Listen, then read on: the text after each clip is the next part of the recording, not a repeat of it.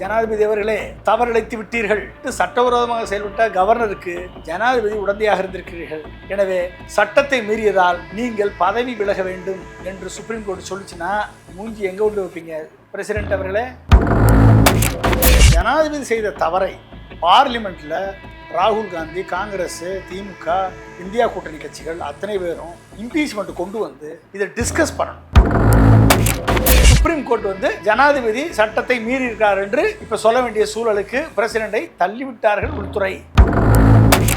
எத்தனை சட்டங்கள் மத்திய அரசு ஏற்றக்கூடிய சட்டங்களுக்கு பிரசிடென்ட் நைட்ல கையெழுத்து போடுறாரு, முதல் நாள் அனுப்புனா மறுநாள் அனுப்புறாரு, கையெழுத்து போடுறாரு, படிச்சே பார்க்காம கையெழுத்து போட்டு அனுப்புறாருல பிரசிடென்ட். அதுக்கு பேர் என்னது? Athena as soon as possible அர்த்தம். எனக்கு அனுப்பிய சட்டங்களை நான் யாருக்கு அனுப்ப மாட்டேன், செல்ஃபில் போட்டுட்டா அதை யாரும் கேள்வி கேட்க முடியாது, சட்டம் செத்து விட்டது என்ற அர்த்தம் என்று சொல்லி எதுவுமே ஆக்ஷனே எடுக்காம பல சட்டங்களை வைத்திருந்தார் கவர்னர். இதுவும் அரசியல் சாசனத்துக்கு மீறியது.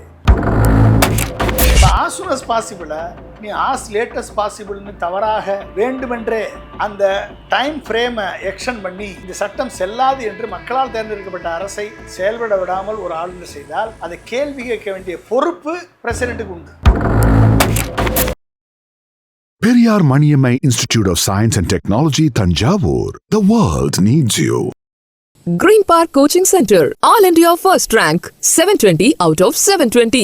Number of students joined MBBS in 2024, 1951. Green Park Coaching Center. உலக தமிழர்களுக்கு வணக்கம். இது கிங் டிவி. இன்றைக்கு நம்மோடு நேர்காணலில் இணைந்திருப்பவர் அறிவியல் செயற்பாட்டாளர், அரசியல் விமர்சகர், முன்னாள் குடியரசுத் தலைவர் திரு அப்துல் கலாமோடு துணையாக உதவி செயலாளராக இருந்தவர் திரு பொன்ராஜ் அவர்கள் இன்றைக்கு நம்மோட நிகழ்ச்சி இணைந்திருக்கிறார். சார் வணக்கம். சார் வணக்கம். இன்றைக்கு குடியரசுத் தலைவர் அவர்கள் ஒரு கடிதம் எழுதியிருக்காங்க உச்சநீதிமன்றத்திற்கு. அந்த நாள் குறிப்பிடுவது ஆளுநருடைய அதிகாரத்தையும் குடியரசுத் தலைவருடைய அதிகாரத்தையும் கேள்விக்குறியாக்குவதாக இருக்கிறது அப்படின்ற மாதிரி எழுதியிருக்காங்க.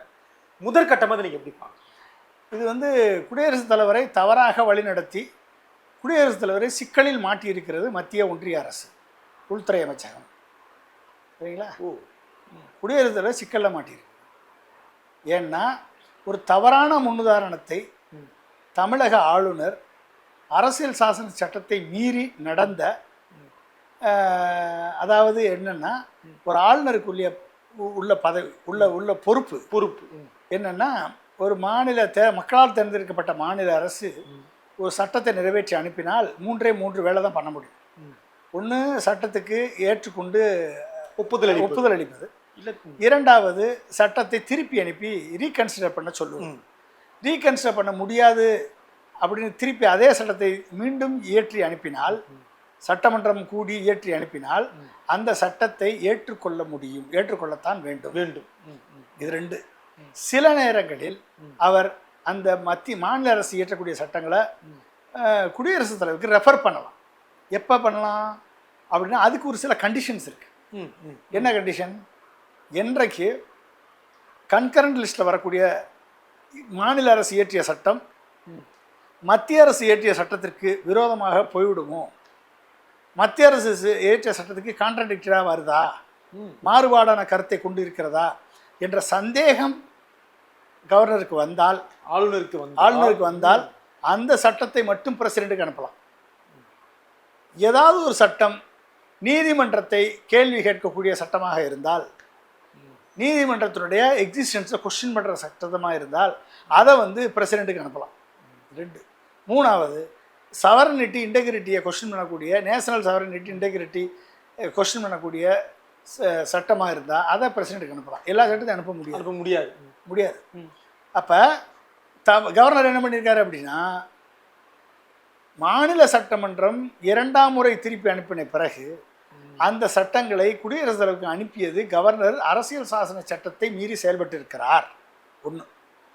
சரியா? எனக்கு அனுப்பிய சட்டங்களை நான் யாருக்கு அனுப்ப மாட்டேன், குடியரசுத் தலைவருக்கு அனுப்ப மாட்டேன், திருப்பி அனுப்ப மாட்டேன், ரீகன்சிடர் பண்ண அனுப்ப மாட்டேன், செல்ஃபில் போட்டுட்டா அதை யாரும் கேள்வி கேட்க முடியாது, சட்டம் செத்து விட்டது என்ற அர்த்தம் என்று சொல்லி எதுவுமே ஆக்ஷனே எடுக்காமல் பல சட்டங்களை வைத்திருந்தார் கவர்னர். இதுவும் அரசியல் சாசனத்துக்கு மீறியது. என்ன அரசியல் சாசனம் சொல்லுது? as soon as possible. மாநில அரசு சட்டம் நிறைவேற்றினால் நீங்கள் as soon as possible அந்த சட்டத்தை கையெழுத்து போட்டு திருப்பி அனுப்பணும், இல்லை ரீகன்சிடர் பண்ண சொல்லணும், இல்லைன்னா பிரசிடெண்ட்டுக்கு அனுப்பணும். இந்த 3 தான் பண்ண முடியும் கவர்னர். இப்போ ஆஸ் சூன் அஸ் பாசிபிளாக நீ ஆஸ் லேட்டஸ்ட் பாசிபிள்னு தவறாக வேண்டுமென்றே அந்த டைம் ஃப்ரேமை எக்ஸ்டெண்ட் பண்ணி இந்த சட்டம் செல்லாது என்று மக்களால் தேர்ந்தெடுக்கப்பட்ட அரசை செயல்பட விடாமல் ஒரு ஆளுநர் செய்தால் அதை கேள்வி கேட்க வேண்டிய பொறுப்பு பிரசிடெண்ட்டுக்கு உண்டு. ஆனால் துணிச்சலாக அவங்க தரப்புல இருந்து மீண்டும் மீண்டும் பேசுறது எழுதுறது என்னன்னா சார், அப்படி ஒரு நாளே குறிப்பிடாத ஒன்றை வந்து நீதிமன்றம் சொல்லலாமான்னு தான் கேட்குறேன். அப்படி ஒரு நாளே குறிப்பிடலையே. ஆஸ் சூன் அஸ் பாசிபிள் என்னது, எவ்வளோ குயிக்காக தானே, ஆமாம் ஆமாம். எத்தனை சட்டங்கள் மத்திய அரசு ஏற்றக்கூடிய சட்டங்களுக்கு பிரசிடெண்ட் நைட்டில் கையெழுத்து போடுறாரு. அதுக்கு பேர் என்னது? ஆஸ் சூன் அஸ் பாசிபிள்னா அதுக்கு பேர் என்னது? வெகு விரைவாக முதல் நாள் அனுப்புனா மறுநாள் அனுப்புறாரு, கையெழுத்து போடுறாரு. படிச்சே பார்க்காம கையெழுத்து போட்டு அனுப்புறாருல பிரசிடெண்ட்டு. அதுக்கு பேர் என்னது? அதேனா ஆஸ் சூன் அஸ் பாசிபிள்னு அர்த்தம். அதை 3 வருஷம் வச்சிருப்பியா நீ? அதுக்கு பேர் ஆஸ் சூன் அஸ் பாசிபிளா? ஆனால் தொடர்ந்து இப்படி பேசுறவங்களுடைய நோக்கம் என்னது? பேசிட்டே இருக்காங்க தொடர்ந்து. அதுதான் வந்து அரசியல் சாசன சட்டத்தை மீறுகிறார்கள். அரசியல் சாசன சட்டத்தை மீறி நடக்கிறாங்க. இதில் என்ன ஒன்று பார்க்கணும் அப்படின்னா, பிரசிடெண்ட் ஒரு தவறு பண்ணியிருக்கார். என்ன தவறு? அதாவது கவர்னர் செய்த தவறை சுட்டி காட்டாமல் கவர்னர் வந்து ஒரு சட்டமன்றம் மீண்டும் இயற்றி அனுப்பிய மசோதாவை பிரசிடெண்ட்டுக்கு அனுப்புவது சட்ட விரோதம். ஆர்டிகல் 142 சுப்ரீம் கோர்ட் சொன்னது என்னது? சட்ட விரோதம்னு சொல்லிச்சு. சட்டவிரோத செயலை செய்த கவர்னரை சுட்டி காட்ட வேண்டிய பொறுப்பு யாருக்கு இருக்கு? பிரசிடெண்ட்டுக்கு, குடியரசுத் தலைவருக்கு. பிரசிடெண்ட் ஆட்சியில் பிரசிடெண்ட்ட 2 டைரக்டர் இருக்காங்க. Director constitution affairs 1, director constitution affair 2. ஒன்று மத்திய அரசு சம்மந்தப்பட்டது, இன்னொன்று மாநில அரசு சம்மந்தப்பட்டது. அப்போ கான்ஸ்டியூஷன் அஃபேர் டைரக்டருடைய நோட் என்ன? இந்த சட்டத்துக்கு நோட்டு போட்டுக்கணுமா இல்லையா? நான் டைரக்டராக பிரசிடெண்ட் ஆஃபீஸில் ஒர்க் பண்ணியிருக்கேன். அப்துல் கலாம் கிட்ட 11th பிரசிடெண்ட்டிட்ட நான் டைரக்டராக ஒர்க் பண்ணியிருக்கேன். எனக்கு தெரியும் டைரக்டர் கான்ஸ்டியூஷன் அஃபேர்ஸ் 1 வேலை என்ன, டைரக்டர் CA 2 வேலை என்னன்னு எனக்கு தெரியும். அப்போ ஒரு மாநில அரசுலேருந்து ஒரு சட்டம் வருதுன்னா ஃபஸ்ட்டு வந்து எங்கே வருது? பிரசிடெண்ட் வந்து டைரக்டர் CA தான் ரெஃபர் பண்ணுவார். டைரக்டர் CA நோட்டு போடணும். நோட்டு போட்டு பிரசிடெண்ட்டுக்கு சொல்லணும், இது சட்ட மீறல், சட்ட விரோதம், தமிழ்நாடு கவர்னர் செய்து சட்ட விரோதம் நோட்டு போட்டிருக்கணும். நோட்டு போட்டிருந்து அதையும் மீறி பிரசிடெண்ட் மௌனமாக இருந்தால் பிரசிடெண்ட்டும் சட்டத்தை மீறியவர் ஆவார்.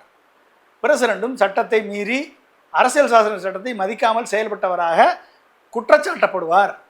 இல்லை என்றால் சுப்ரீம் கோர்ட் வந்து ஜனாதிபதி சட்டத்தை மீறி இருக்கார் என்று இப்போ சொல்ல வேண்டிய சூழலுக்கு பிரசிடெண்டை தள்ளிவிட்டார்கள் உள்துறை. புரிஞ்சுக்கிட்டீங்களா? ஒருவேளை டைரக்டர் CA ஒன்றுமே சொல்லாமல் நோட்டே போடாமல் வச்சுருந்தாருன்னா பிரசிடெண்ட் ஜனாதிபதி டைரக்டர் CAவை டிஸ்மிஸ் பண்ணணும்.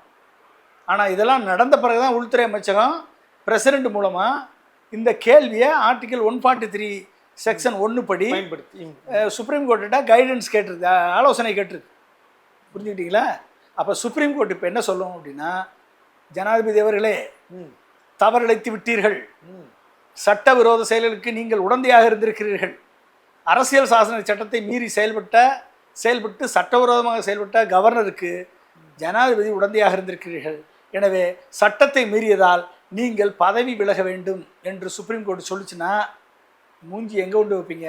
பிரசிடெண்ட் அவர்களே, உங்களுக்குன்னு அட்டார்னி ஜெனரல் இருக்காங்க, உங்களுக்குன்னு செக்ரட்டரி இருக்கார், உங்களுக்குன்னு டைரக்டர் இருக்கார்.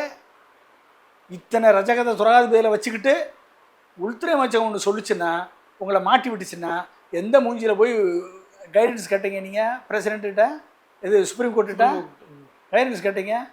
உண்மையான அப்போ இன்றைக்கு தமிழக முதல்வர் அவர்கள் வந்து அனைத்து மாநில முதல்வர்களும் பிஜேபி அல்லாத மாநில முதல்வர் அவர் சொல்கிறாரு, பிஜேபி அல்லாதன்னு சொல்கிறாரு.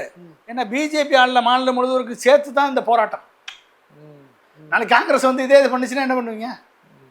மாநில சுயாட்சின்னா எந்த கட்சி மேலே ஆட்சிக்கு வந்தாலும் உங்களுக்கு அதான பிரச்சனை. டெல்லி ஆதிக்கத்தில் எதுவாக இருந்தாலும் இப்போ அனைத்து மாநில முதல்வர்களும் தங்களது எம்பிக்கள் மூலமாக இம்பீச்மெண்ட் ப்ரொசஸ் வந்து பண்ணணும். அது ஜெயிக்கிறதோ ரெண்டாவது விஷயம். ஆனால் ஜனாதிபதி செய்த தவறை பார்லிமெண்ட்டில் ராகுல் காந்தி, காங்கிரஸ், திமுக, இந்தியா கூட்டணி கட்சிகள் அத்தனை பேரும் இம்பீச்மெண்ட் கொண்டு வந்து இதை டிஸ்கஸ் பண்ணணும். அது என்ன சார்? அது என்ன பொருள்? இம்பீச்மெண்ட்னா வந்து அவர்களை வந்து குற்றவாளியாகி அவர்களை பதவி விலக செய்வது. நம்பிக்கையில்லா தீர்மானம். நம்பிக்கையில்லா தீர்மானம் கிடையாது. இம்பீச்மெண்ட்னா வந்து அதுக்கு மேலே, அதுக்கு மேலே இம்பீச்மெண்ட் கொண்டாந்து இம்பீச்மெண்ட் வந்துருச்சுன்னா அவங்க பதவி விலகி ஆகணும். ஒரு சட்டவிரோதமாக செய்யப்பட்ட குற்றத்துக்கு ஆளுநர் சட்டவிரோதமாக செஞ்சுருந்தாருன்னா அந்த ஆளுநர் செய்ததை கேள்வி கேட்காம இருந்த பிரசிடென்ட் குற்றவாளி தானே. பிரசிடென்ட் குற்றவாளி தானே. அப்போ பிரசிடென்ட் தானே உறந்தையாக இருந்திருக்காருல்ல. அவருக்கு வக்காலத்து வாங்கி கேள்வியும் கேட்டிருக்காருல்ல. அப்போ இதை வந்து இம்பீச்மெண்ட் கொண்டாந்து இந்த நெக்ஸஸை வந்து எக்ஸ்போஸ் பண்ணி பிரசிடெண்ட்டை மாட்டி விட்ட உள்துறையை கொஸ்டின் பண்ணணும், பிரசிடெண்ட்டை கொஸ்டின் பண்ணணும், இது கவர்னரை கொஸ்டின் பண்ணணும். ஒட்டுமொத்தமாக இம்பீச்மெண்ட் ப்ராசஸ் வந்து இவர்களை மக்கள் மத்தியில் வெளிப்படுத்தி காண்பித்து இவர்கள் மேலே வந்து அந்த ப்ராசஸை வந்து எதிர்க்கட்சிகள் இந்தியா கூட்டணி இனிஷியேட் பண்ணணும். உடனே தமிழ்நாடு முதலமைச்சர் வந்து ஒரு ரியாக்ஷன் பண்ணுறாரு, ட்விட்டரில் உடனே எழுதுறாரு. இது வந்து கிட்டத்தட்ட வந்து நீதிமன்றம் பேசிய பிறகு மீண்டும் இதை தொடங்குறது வந்து தவறு அப்படின்றாரு சார். எல்லா மாநிலங்களும் நீங்கள் சொன்ன மாதிரி ஒன்றிணைணும் அப்படின்றாரு. அடுத்த கட்டமாக என்ன சார் ஆகும்?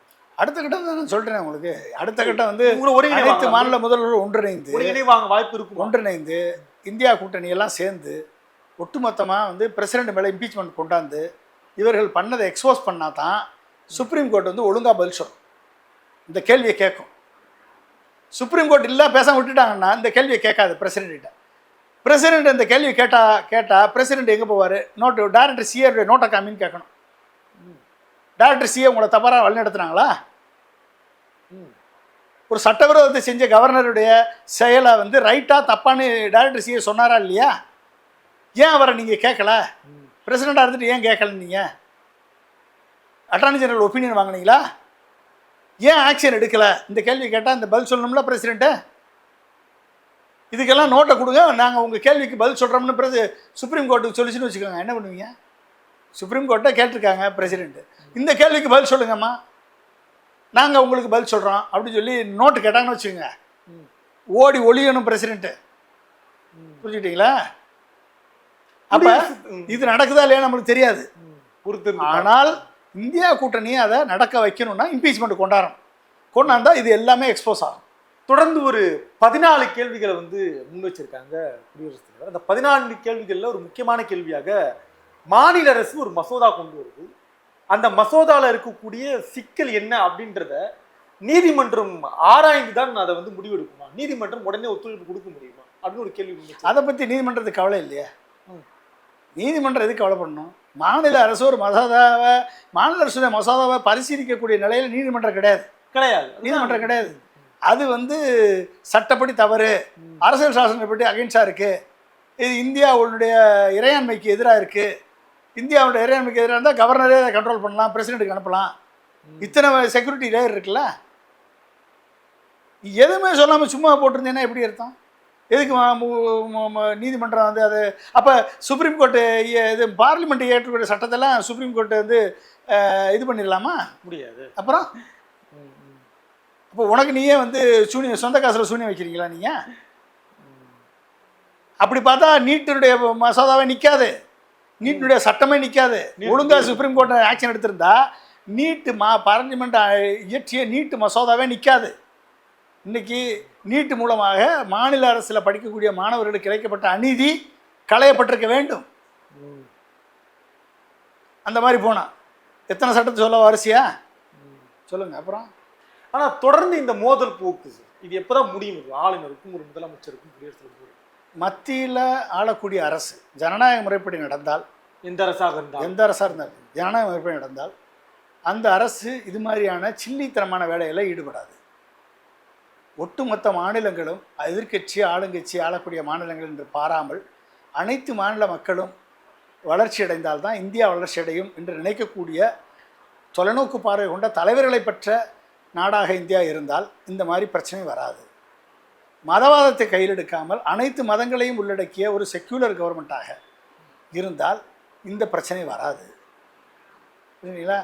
சர்வாதிகாரத்தை கையில் எடுத்து கோஆபரேட்டிவ் ஃபெடரலிசத்தை காலில் மிதித்து கோர்சிவ் சென்ட்ரலிசத்தை கையில் எடுக்கக்கூடிய நாடாக இருந்தால் இந்த பிரச்சனை வரும். எனவே மத்தியில் ஆளக்கூடியவர்கள் அரசியல் சாசன சட்டத்தை மதித்து நடப்பவர்களாக இருந்தால் இந்த பிரச்சனை வராது. ரொம்ப நன்றி sir. Thank you. Periyar Maniammai Institute of Science and Technology, Tanjavur. The world needs you. Green Park Coaching Center, All India First Rank, 720 out of 720. Number of students joined MBBS in 2024, 1951. Green Park Coaching Center.